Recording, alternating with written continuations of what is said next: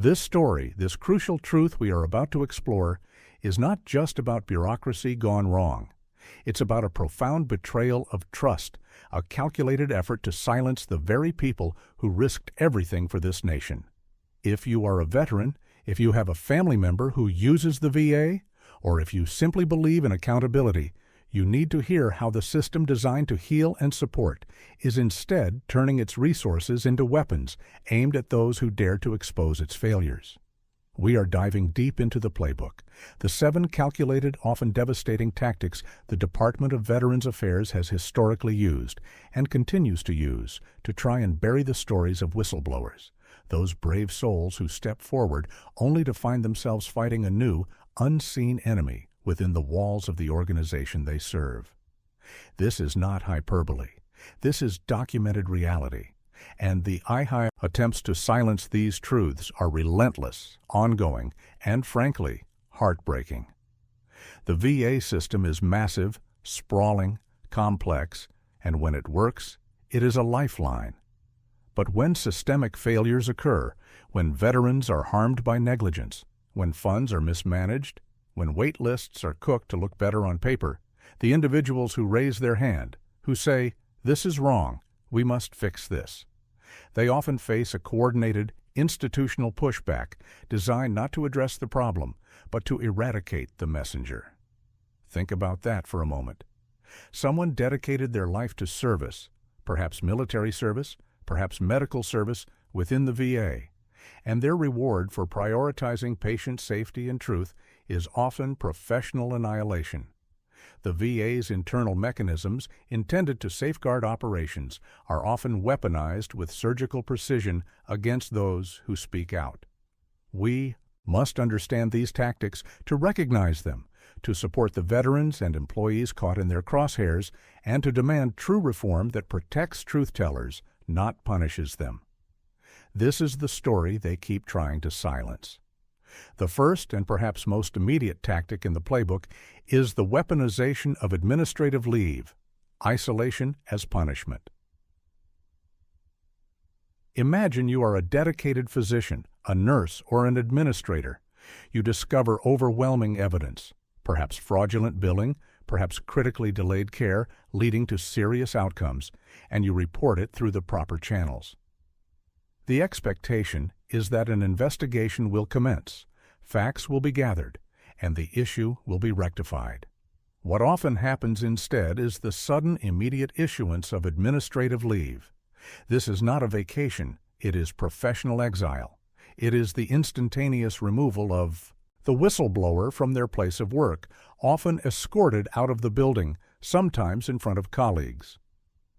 This action, seemingly neutral, paid leave pending review, is anything but. It serves multiple devastating functions simultaneously, and understanding these functions is key to grasping the depth of the silencing effort. Firstly, isolation stops the bleeding of information. By removing the whistleblower, the VA immediately cuts off their access to ongoing documentation, to colleagues who might corroborate their claims, and to the daily flow of information that could further strengthen their case. The whistleblower is effectively frozen in time while the system continues to operate and, crucially, continues to manage or mismanage the evidence they brought forward. This isolation is a tactical move designed to protect the institution, not the integrity of the I. Investigation. The message sent internally is loud and clear. Speak up, and you will be removed. This creates a chilling effect across the entire facility, ensuring that other potential witnesses decide that silence is the safer, career-preserving option. The professional environment becomes one steeped in fear, where the priority shifts from patient care to self-preservation. Secondly, administrative leave is a psychological weapon. It forces the whistleblower into a state of limbo. They are paid, yes, but they cannot work. They cannot contribute. Their professional identity is suddenly stripped away, replaced by the label of under investigation. This state of suspension can last for months, sometimes years, stretching the individual's mental and financial resources thin. The uncertainty is corrosive. Is their career over? Are they going to be fired? Will they be disciplined? This perpetual state of anxiety is exhausting, designed to wear down the resolve of the individual until they are willing to accept any resolution just to escape the limbo. The system uses time itself as a tool of suppression, relying on the fact that most people cannot sustain a high-stress, unresolved professional conflict indefinitely. The constant waiting, the lack of communication, the feeling of being abandoned by the institution they served, it all contributes to a profound sense of psychological distress, often leading to medical issues related to stress and anxiety, which, ironically, the VA itself may then be called upon to treat, further complicating the veteran employee's life.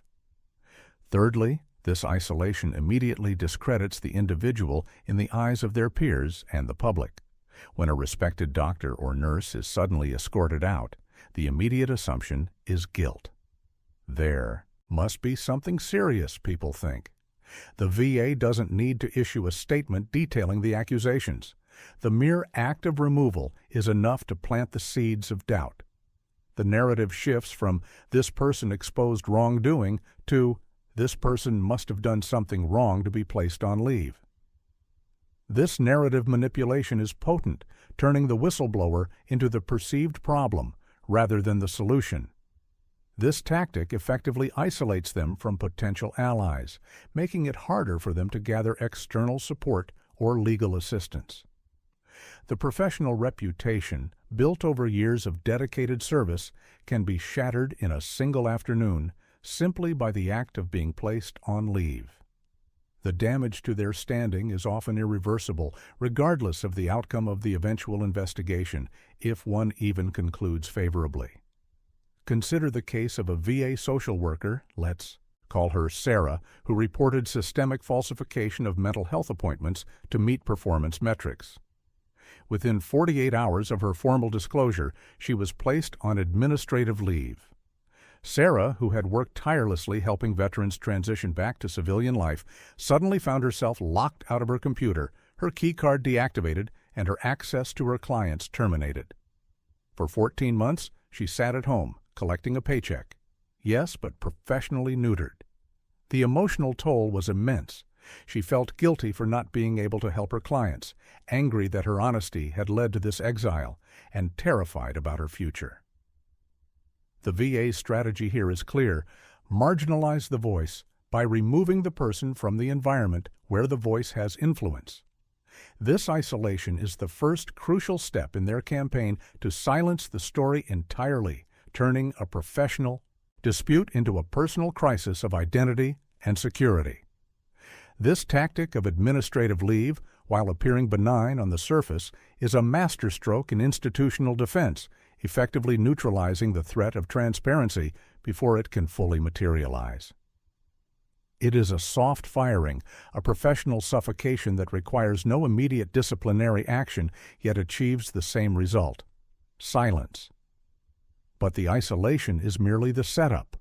Once the whistleblower is removed, the VA's machinery begins its second, more insidious maneuver: the paper trail attack, doubt and discrediting.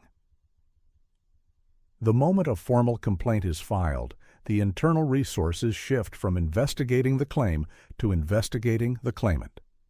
This tactic is about burying the truth under an avalanche of carefully curated doubt.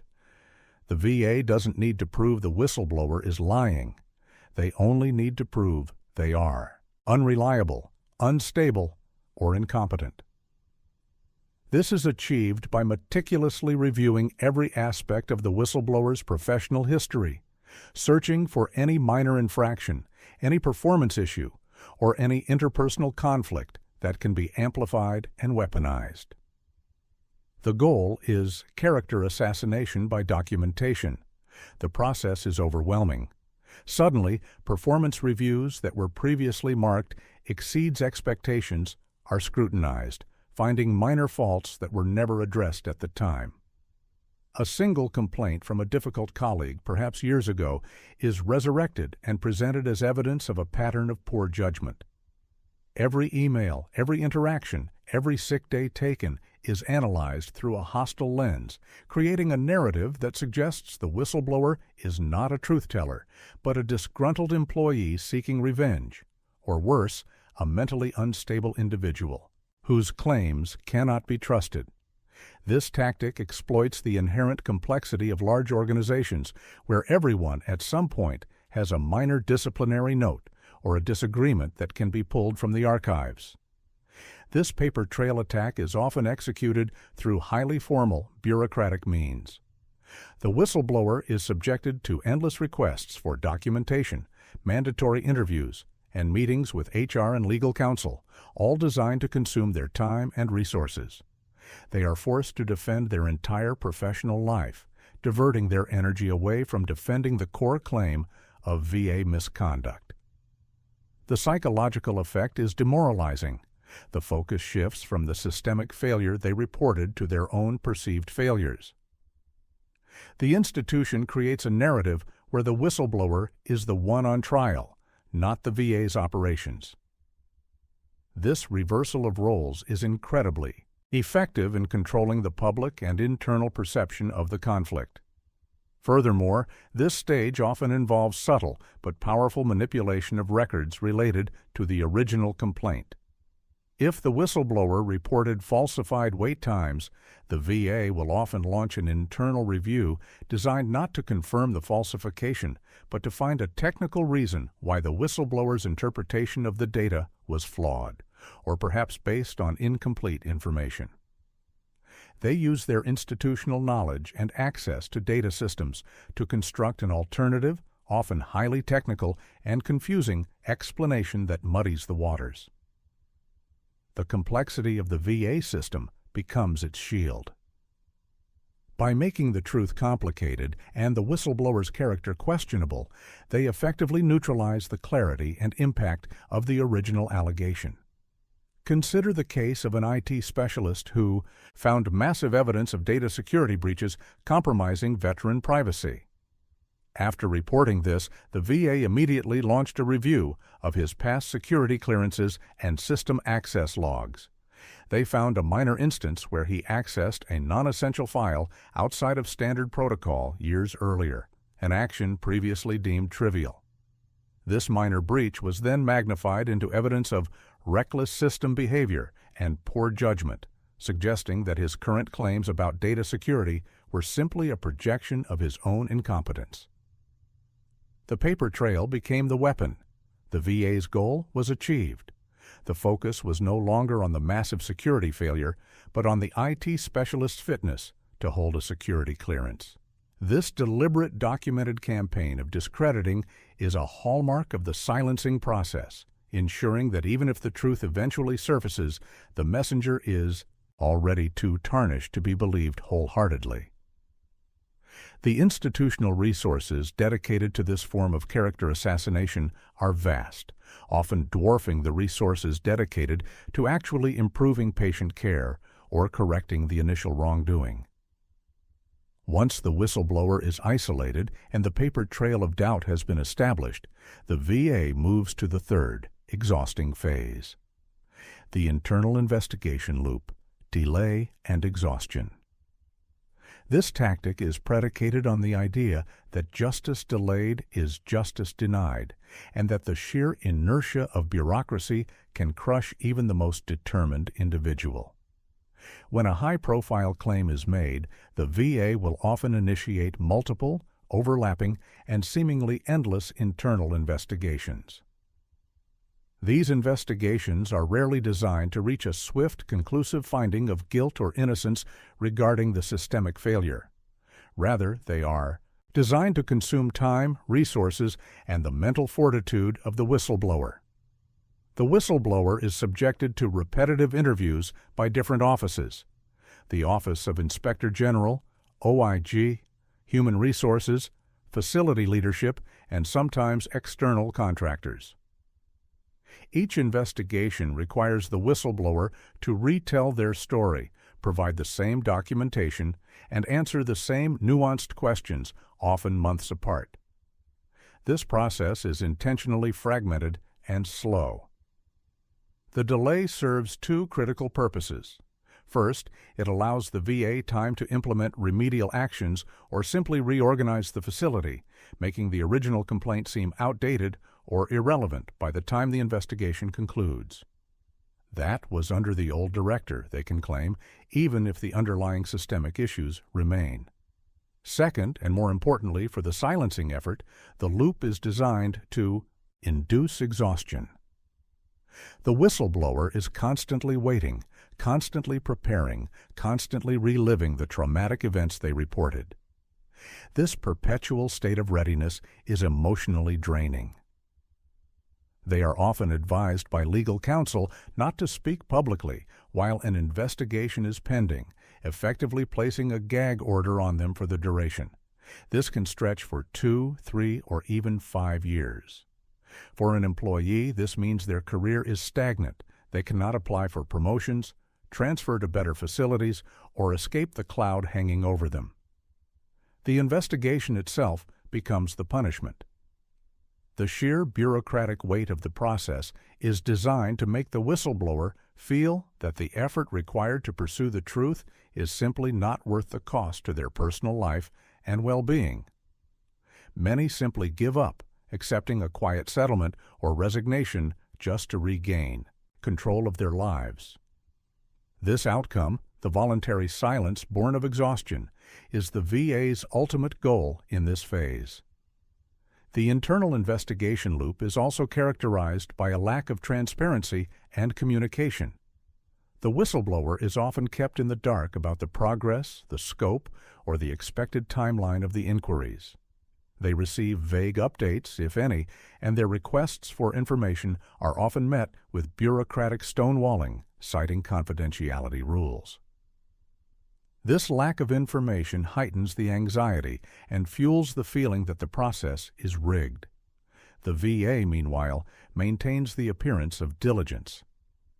We are taking this very seriously. We have multiple ongoing investigations, while the reality is that the investigations serve primarily as a mechanism for institutional defense and delay. The narrative the VA controls is one of responsible inquiry, while the reality for the whistleblower is one of professional purgatory. This loop is the administrative equivalent of water torture, slowly but surely eroding the will to fight. If the whistleblower manages to survive the isolation, the paper trail attack, and the exhaustion of the internal investigation loop, the VA often employs a geographical solution: transfer and geographic exile. When a whistleblower proves too resilient to be crushed by internal investigations and their presence at the facility continues to be a liability or a source of internal dissent, the VA may resort to forced relocation. This is often framed as a reassignment or a lateral transfer necessary for operational efficiency or to ensure a neutral working environment. In reality, it is a sophisticated form of professional exile designed to achieve two main objectives: removing the source of trouble and making it logistically impossible for the whistleblower to continue their fight effectively. First, physical removal disrupts the support network. Whistleblowers rely heavily on local connections, local media, local politicians, colleagues, and community advocates who understand the specifics of the facility they reported. Forcing a transfer hundreds or thousands of miles away severs these crucial ties. The whistleblower is placed in a new environment, often a facility that is already aware of their troublemaker status and where they have no established relationships or local knowledge to continue their advocacy.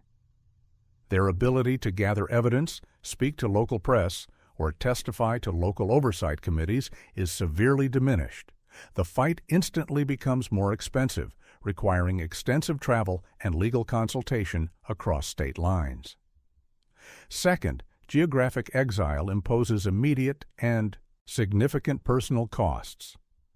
The transfer may necessitate moving the whistleblower's family, disrupting children's schooling, and displacing a spouse's career. For many, this forced upheaval is simply not financially or personally feasible. The VA knows this.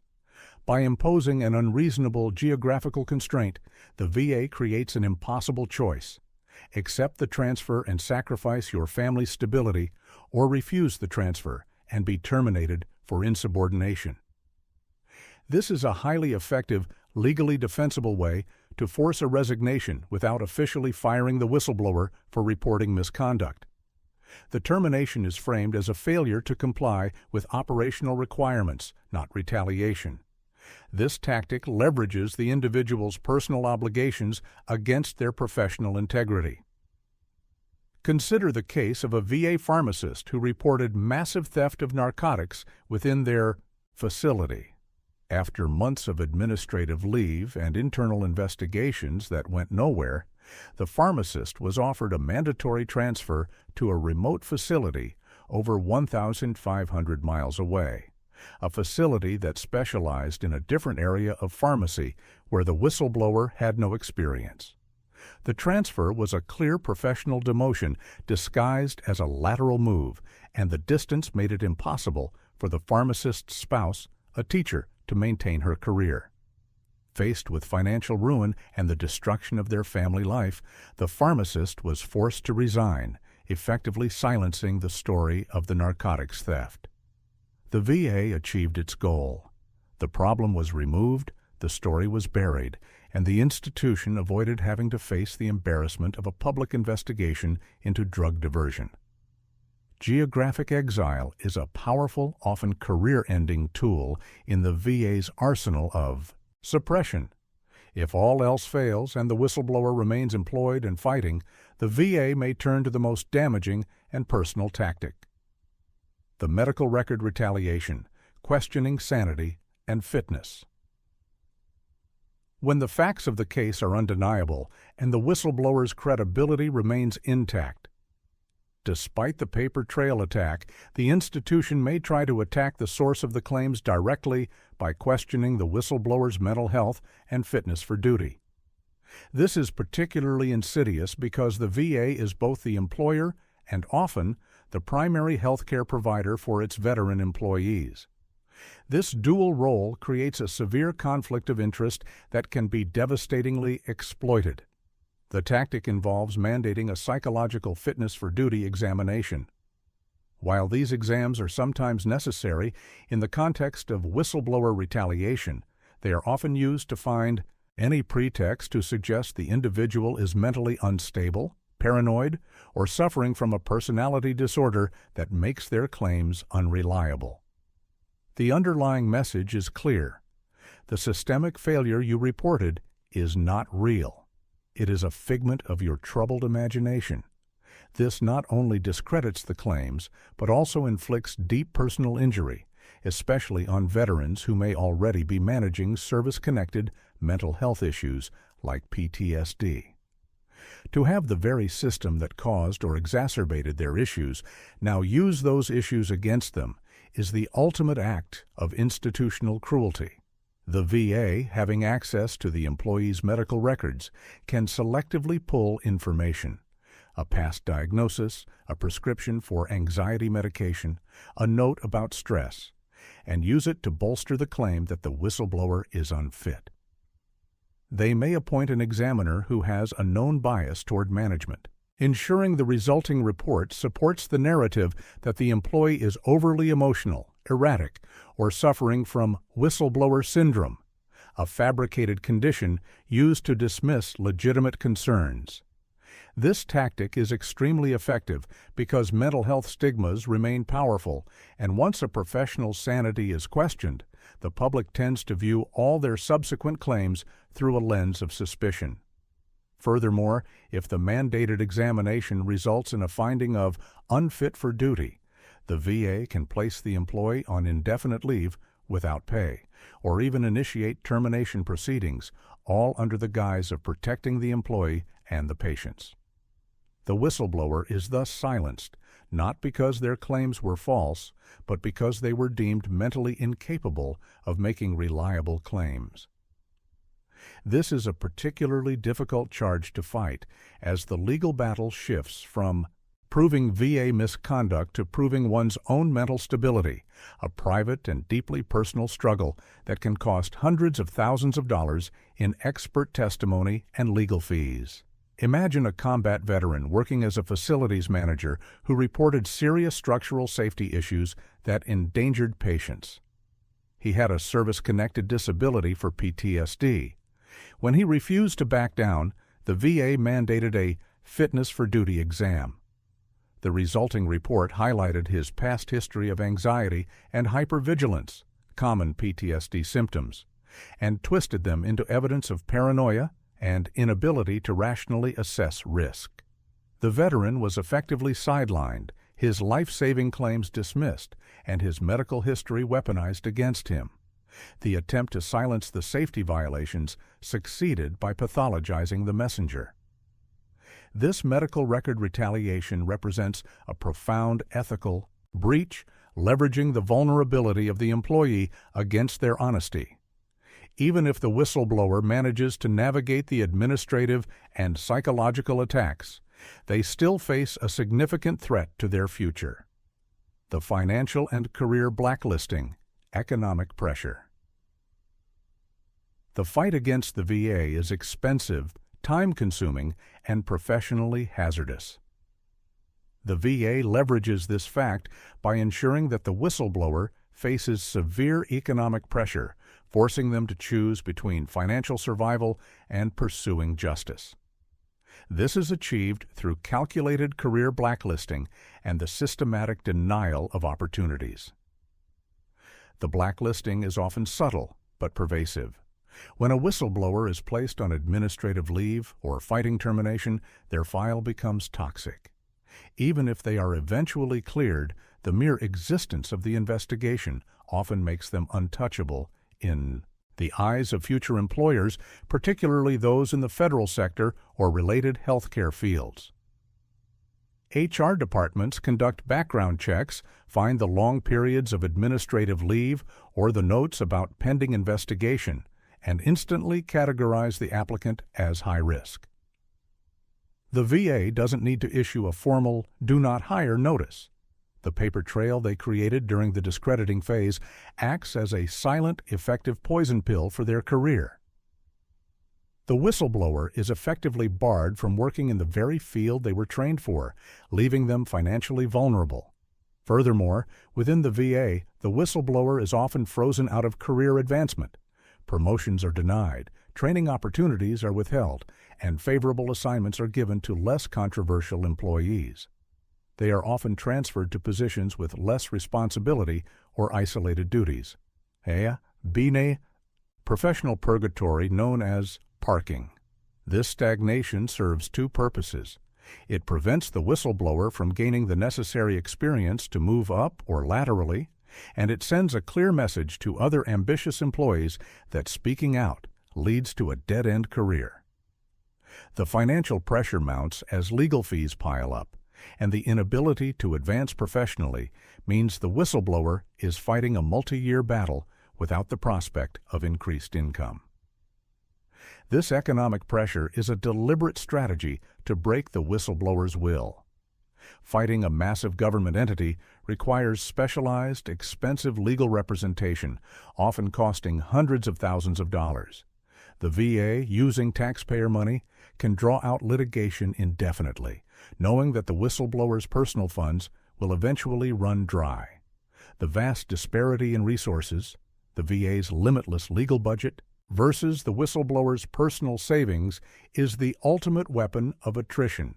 Many whistleblowers are forced to declare bankruptcy, sell their homes, or abandon their legal fight simply because they cannot afford to continue defending themselves against the relentless, taxpayer-funded legal assault. This blacklisting and financial squeezing ensures that the fight for transparency becomes a financially crippling endeavor, a cost too high for most to bear. Finally, for those few cases that gain significant traction or where the VA fears a highly damaging public trial, the institution employs the ultimate silencer: the use of NDAs and settlements, buying silence. When the VA realizes they cannot discredit, exhaust, or isolate a whistleblower, and the risk of the truth becoming public in a court of law is too high, they often pivot to a settlement offer. While a settlement might seem like a victory for the whistleblower, it often includes back pay, legal fee reimbursement, and sometimes a lump sum. It is fundamentally an institutional mechanism designed to control the narrative and suppress the systemic truth. The key component of nearly every VA settlement involving a whistleblower is the Non-Disclosure Agreement, NDA. The NDA is the ultimate gag order. It forces the whistleblower, in exchange for the financial relief they desperately need, to sign away their right to ever publicly discuss the details of their case, the evidence they uncovered, or the nature of the VA's misconduct. They may be allowed to speak generally about the need for reform, but they cannot provide the specific, damaging details that would truly fuel public outrage and systemic change. The VA effectively buys their silence with taxpayer money. This is a critical point. The VA uses public funds not to fix the problem, but to hide the fact that the problem existed. This tactic ensures that the systemic issues remain shielded from scrutiny. The VA avoids a public trial where documents would be subpoenaed and testimony would be given under oath, and instead, the entire ordeal is swept under the rug of a confidential agreement. The public never learns the full scope of the negligence, the fraud, or the patient harm. The whistleblower gets financial relief, but at the cost of their ability to achieve the very thing they set out to do: ensure accountability and protect other veterans. The emotional conflict is immense. Accept the money and move on, knowing the truth remains buried, or continue the fight, risking financial ruin and years more of professional uncertainty. Furthermore, the NDA ensures that the story cannot be used to help future whistleblowers. The details of the VA's tactics, the evidence, and the successful legal strategies are kept secret, meaning the next person who steps forward has to start from scratch, fighting a hidden enemy without the benefit of past experience. The institutional knowledge of suppression remains intact and protected. This is the final, most cynical step in the silencing playbook, the admission of institutional failure purchased by the promise of perpetual secrecy. The settlement is not an admission of guilt that leads to reform. It is a transaction that ensures the cycle of misconduct can continue uninterrupted by public accountability. So, what does this all mean? It means that the fight for accountability within the VA is not a fair one. It is a war waged by institutional power against individual conscience. We have seen the 7 pillars of suppression: the isolation of administrative leave, the discrediting, paper trail, the exhaustion of the investigation loop, the displacement of geographic exile, the cruel weaponization of medical records, the financial strangulation of blacklisting, and the final gag order of the NDA. These tactics are designed to be overwhelming, designed to make the cost of truth too high for any rational person to bear. But the story doesn't end there, because despite these relentless systemic efforts, these stories do leak out.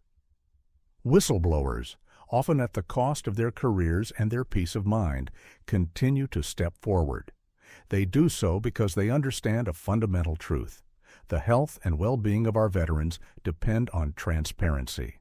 They refuse to let the VA use its massive power to turn a blind eye to suffering or fraud.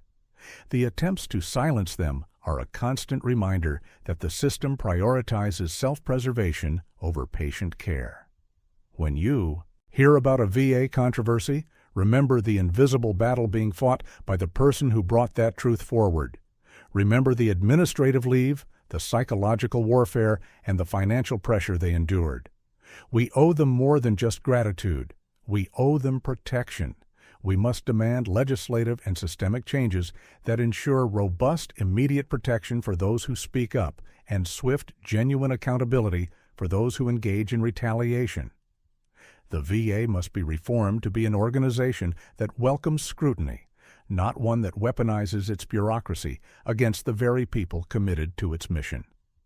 The silence they seek to buy is the price of veteran safety, and it is a price we cannot afford to pay. The only way to stop the suppression is to amplify the voices they try so desperately to bury. We must keep telling these stories. We must refuse to let their truth fade into the bureaucratic darkness.